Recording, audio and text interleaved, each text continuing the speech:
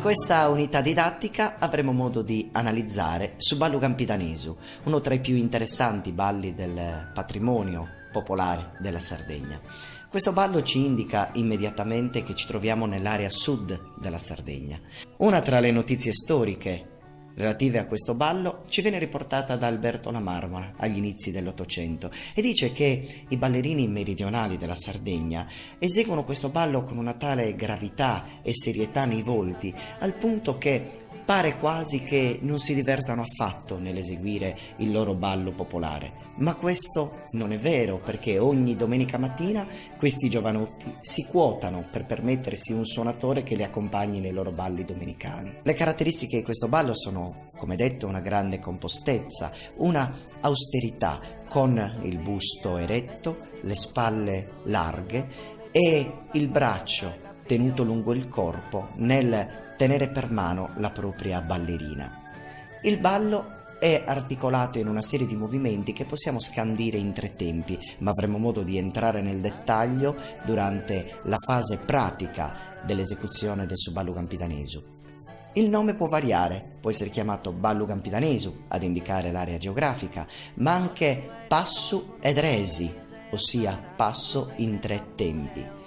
O anche ballo a passapuntau, perché l'esecuzione del ballo prevede un piede che viene portato in avanti proprio appuntando con la punta del piede. A questo proposito mi piace sottolineare il fatto proprio che il ballo si esegue in 3 tempi con una suddivisione del tempo molto scandita e molto precisa. E allora andiamo a ballare Su ballu campitanesu con Aiscole Ballu.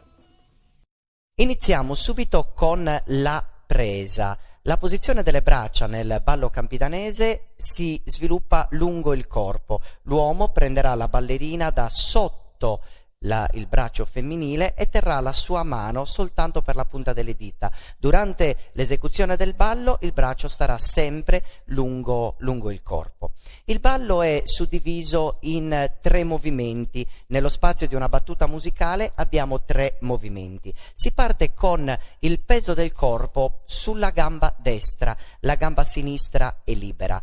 Conterò fino a 3, la partenza è col peso del corpo sulla gamba destra, ma poi il primo passo si svilupperà portando il peso del corpo sulla gamba sinistra. Eseguiamo soltanto il primo passo. 1, 2, 3. Poggio il peso del corpo sulla gamba sinistra, la destra è libera. Il peso del corpo torna sulla gamba destra. Ancora una volta, per la seconda volta, stesso movimento. Secondo passo. Il terzo passo lo si sviluppa portando il peso del corpo sulla gamba destra, torna indietro la gamba sinistra e si solleva la destra. E così abbiamo completato il nostro movimento. Il passo lo si deve sviluppare in uno spazio molto ristretto, dove il primo passo vedrà il piede sinistro leggermente in avanti, il secondo passo il piede sinistro che si sposta leggermente sulla sinistra e nella terza parte il piede sinistro viene riportato indietro. Vediamo ancora una volta. 1, 2 e 3. Sinistro, sinistro e indietro. Uno avanti, di fianco e indietro. Avanti, di fianco e indietro. Per i più esperti e per chi sa cogliere meglio quelli che sono i movimenti di questo passo, aggiungiamo un piccolissimo tremolio che, come dicono gli studiosi, aveva una funzione di apotropaica, scacciare gli spiriti maligni, che è presente durante l'esecuzione di tutto il passo. Ripartiamo. 1, 2 e 3, sinistro, sinistro e la battuta. 1, 2 e 3. 1, 2 e 3. 1, 2 e 3. Sinistro, sinistro e battuta. 1, 2 e 3. 1, 2 e 3. Il bacino rimane sempre in asse con il busto e non si deve mai cambiare la posizione del corpo. Sinistro, sinistro e battuta. Incrocio, incrocio e vado indietro. 1, 2 e 3. 1, 2 e 3. Ricapitolando, movimento verso sinistra a passo invariato, movimento verso destra con il piede sinistro che si incrocia davanti al piede destro. Il passo avanti lo eseguiamo mantenendo la stessa struttura del passo base. 1, 2 e mi fermo. 1, 2 e mi fermo. Ora analizziamo quello che può essere il passo per tornare indietro. Il passo si suddivide partendo con il peso del corpo sul piede sinistro in una prima battuta. L'alternanza sarà determinata da un primo passo col piede sinistro e poi alternanza sinistro, destro, sinistro fino a tornare indietro. 1, 1, 2, 3. Sinistro, sinistro, destro, sinistro. Sinistro, sinistro, destro, sinistro. Bene, mi piace completare questa scheda prima dell'esecuzione del ballo con l'accompagnamento musicale con una piccola fioritura, un'aggiunta che si può fare come libera interpretazione con un movimento chiamato a passapuntau, dove il terzo tempo al terzo tempo è sostituita la battuta con un piccolissimo inchino, ossia una leggera genuflessione. Partiamo col passo base e poi vi mostriamo come si esegue il movimento a passapuntau. 1, 2, 3, sinistro, sinistro e la battuta. 1, 2 e 3 e ora eseguiamo su passapuntau. Da questo momento 1, 2 e scendo. 1, 2 e scendo. 1, 2 e scendo. 1, 2 e 3. Sinistra, sinistra e battuta.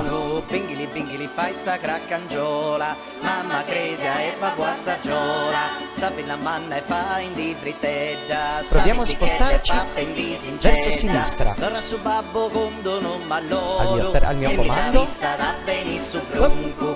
1, 2, mi sposto verso sinistra, 2 e 3. 1, 2 e 3. Stesso movimento spostandoci verso destra. Al comando, incrociando il piede sinistro avanti al destro. Incrocio, incrocio, indietro. 1, 2 e 3. 100 brevei sei un'angionetta e un maschitto bello e galanti, passa e passata sa bella inanti. Il movimento in avanti. 1, 2, 1, 2 e 3. Bello più bello questo mio coro. E ora torniamo indietro. 1, 2, 3.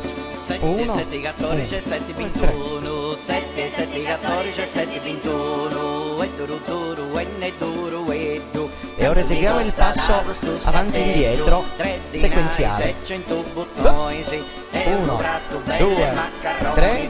E un bratto prene ziziacca, allocado a cutazzeracca, casazzeracca doi corridoi, e terra fino zona di launetta. Eseguiamo quella variazione che abbiamo visto, il passo a passapuntau. Al comando. Op.